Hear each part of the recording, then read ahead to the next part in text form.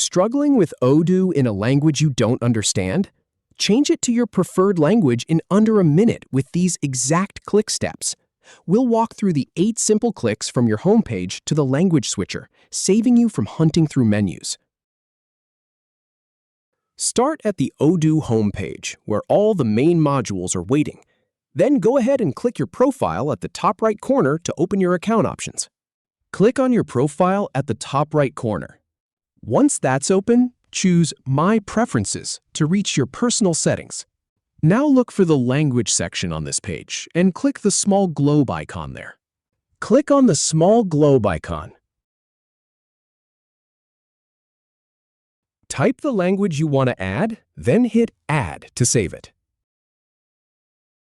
Click on Add. And that's it. Now you can switch to that language whenever you want. Enjoy your preferred Odoo setup. If you have any feedback or if any info is inaccurate, please leave a comment below.